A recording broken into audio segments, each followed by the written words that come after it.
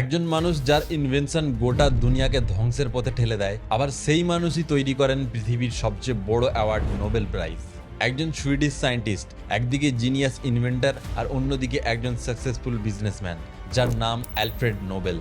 1967 সালে Alfred Nobel একটা revolutionary উদ্যোগ নিয়ে কনস্ট্রাকশন আর মাইনিং এর কাজ সহজ করার জন্য ডায়নামাইটের আবিষ্কার করেন। কিন্তু মানুষ সেই ডায়নামাইটকে যুদ্ধক্ষেত্রে আর মাস ডিস্ট্রাকশনের জন্য ব্যবহার করতে শুরু করে। অ্যালফ্রেড নোবেলের এই আবিষ্কারের জন্য হাজার হাজার মানুষ প্রাণ হারিয়েছে, যদিও নোবেল কোনোদিনই এটা চাইতো না। 1888 সালে নোবেলের ভাই মারা যান, কিন্তু এক ফরাসি নিউজ পেপার ভুল করে অ্যালফ্রেড নোবেলের মৃত্যু ভেবে হেডলাইন ছাপে, the merchant of death is dead.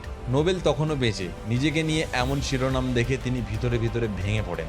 তিনি ভাবতে শুরু করেন, আমি কি রেখে যাচ্ছি পৃথিবীর জন্য, ধ্বংস নাকি উন্নয়ন? সেই গিল্ট থেকেই নোবেল লিখে যান একটা উইল, যেখানে তিনি বলেন, আমার মৃত্যুর পর আমার সম্পদের একটা বিশাল অংশ এমন একটা পুরস্কারের জন্য ব্যয় হবে যা দেওয়া হবে তাদের যারা মানব জাতির কল্যাণে কাজ করবে। এভাবেই জন্ম হয় নোবেল প্রাইজের। 1901 সাল থেকে ফিজিক্স, কেমিস্ট্রি, মেডিসিন, লিটারেচার এবং পিসের জন্য নোবেল পুরস্কার দেওয়া শুরু হয়। আর বিশ্বের প্রথম নোবেল প্রাইজ পান উইলহেম রোন্টগেন এক্স রে আবিষ্কারের জন্য। ভাবতেও অবাক লাগে, পৃথিবীর সবচেয়ে বড় সম্মান গ্লোরি নয়, বরং গিল্ট থেকে তৈরি।